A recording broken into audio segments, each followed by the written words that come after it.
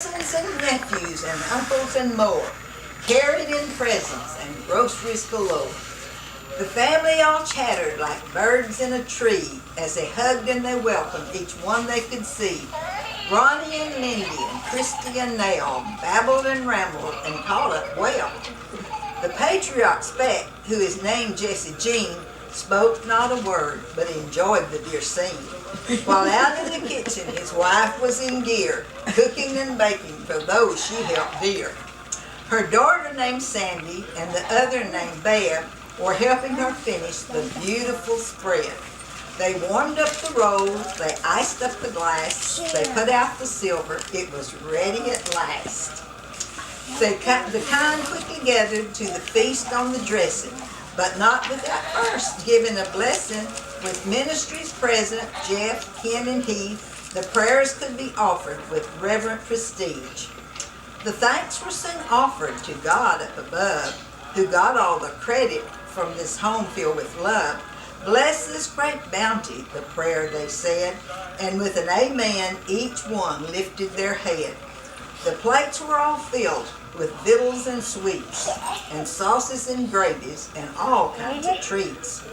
They feasted on plenty, but there was no lack, leaving the men folks to undo their slacks. The grandma Laverne said, "Let's open the gifts," and the children all ran lickety-split. They ran fast as lightning to tear and to trash the beautiful papers that covered their stash. "I got new earrings," Victoria said. "They sparkle and they are as big as my head." Becca soon chimed in, "Grandma, thank you. I love my new scarf and it's a trendy one too." Close to Rebecca, Gavin sat near.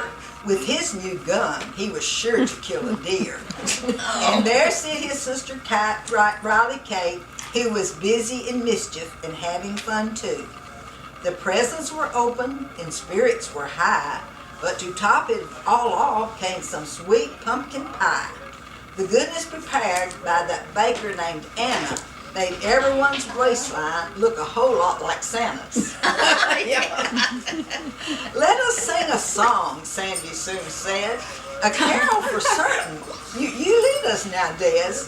So Desiree sang out a Christmas melody, and the others all joined in sweet harmonies.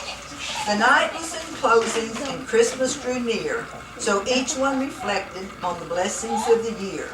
The blessings of family, salvation, and love, the blessings of health and loved ones above. We remember the ones not with us today. The room was all silent as they heard Grandma say, "We remember our Heather, who has gone on ahead. We remember the spirit and the life she had led.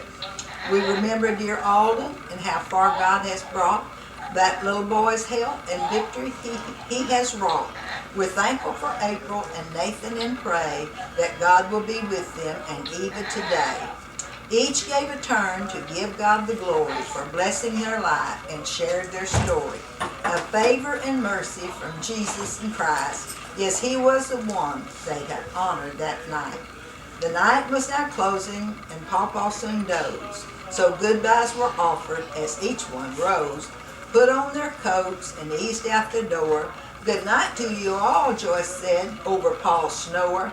Christmas was coming and Paul seemed asleep, so they each headed home on the late Christmas Eve.